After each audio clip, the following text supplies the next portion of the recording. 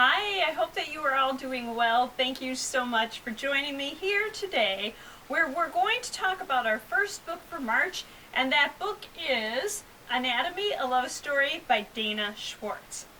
Hazel has always known what her future will hold. She will be married to her cousin Bernard, who will one day acquire his father's title. Her days will be filled with luncheons, her evenings will be filled with endless balls and trips to the theater. Hazel likes Bernard well enough. He has always accepted her aspirations, because what Hazel hopes to be is a surgeon, which is really not acceptable for a young woman in 1817 Edinburgh, Scotland. Her mother, Lady Sinnett's, attention is completely taken up by Hazel's younger brother, Percy, when it is announced that the celebrated surgeon, Dr. Beecham, will perform a surgery that the public is invited to attend. Hazel realizes that she cannot attend alone. But if Bernard were to attend, she would be able to go with him. So she asks Bernard, and his understanding of her aspirations has changed. Bernard does not want to attend the surgery, and he doesn't want his future wife to attend either. But Hazel is undeterred. With the help of Jack, a resurrectionist and stagehand, Hazel sneaks in and watches the surgery. And afterwards, she is even more convinced that she could do some real good if she became a surgeon. When there is an outbreak of the Roman fever, Lady Sinnett plans to whisk them all away to Bath and then later to London. And on the morning of their departure for Bath, Hazel appears to have a fever, and so she is left behind to heal and to meet up with them in a couple months in London. This suits Hazel just fine, because what she has done is to enroll in classes to become a surgeon.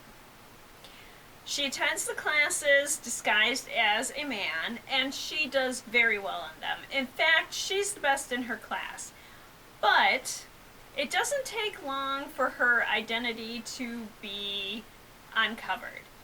And so she is no longer able to attend the classes. She talks to Dr. Beecham, and they make an agreement where she can take the test that would allow her to be a surgeon if she passed when it is held. However, she has to teach herself everything. And she quickly realizes that she will need to study anatomy, and so she will need bodies of the dead. So the school uses resurrectionists to obtain some of the bodies that they use for study. And since Hazel has met Jack, she asks him if he will help her, and he agrees. But they soon notice some inconsistencies. Bodies of some of the poor who were said to have died of the Roman fever don't show signs of having had the Roman fever. And in fact, some of them are disfigured and missing other limbs and organs. When Hazel helps a young girl by delivering her baby, other poor soon start coming to see her for help as well. And they tell Hazel stories of being wheeled through the streets by a man in a top hat and feeling like they were in a fog. And upon awakening, discovering that they have unexplained wounds, and some of them are even missing limbs. Something very strange is happening to the poor of Edinburgh. As he watches Hazel study and help and heal the poor, Jack begins to appreciate Hazel as a healer and as a person. Bernard, however, becomes less tolerant of Hazel's aspirations and just may be working against them. How will it all end?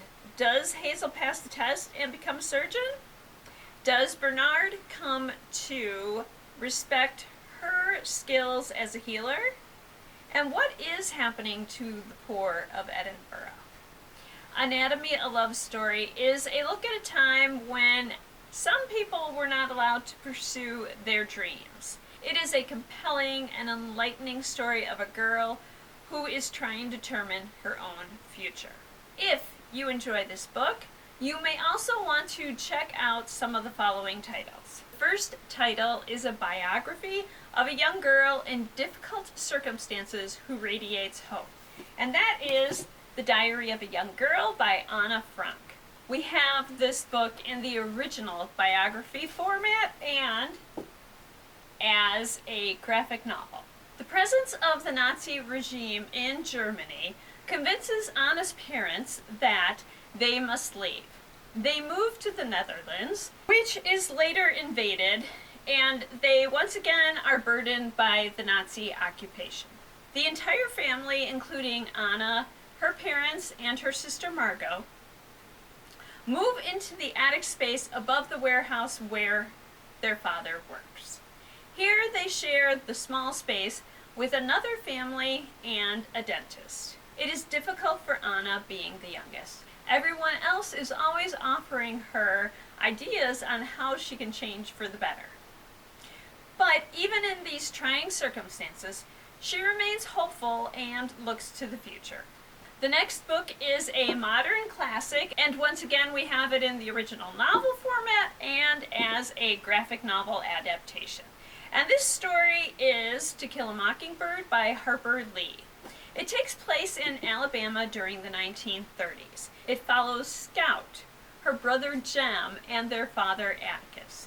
Atticus is a lawyer who has made a decision that will make him very unpopular in the city they live. His client was accused of a horrible crime of which he is innocent, but no one in town wants to believe in his innocence. This fact will change Scout and her family's lives. To Kill a Mockingbird is a story about a young girl and her brother who are about to be introduced to the unfair side of life. And they begin to realize that many things that everyone believes are true really aren't. And our final book today is These Shallow Graves by Jennifer Donnelly. Jo Montfort is beautiful and rich. Soon she will graduate from a finishing school and be married off.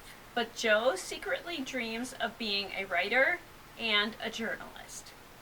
Her life is just about perfect until her father is found dead, and it appears that he accidentally shot himself while cleaning his gun. But Jo knows that her father is way too smart to have attempted to clean a loaded gun. As Jo looks into his death, she becomes more convinced that something else has happened here. She meets Eddie, a reporter, and soon realizes how much she will lose if she continues searching for the truth. Only now, it's too late to stop. And there we are. I hope that you will check out and read one or more of these titles. I will be back next week when we will talk about the book How Not to Fall in Love by Jacqueline Perkins. Until then, I hope that you enjoy all that you read and all that you do. And thank you.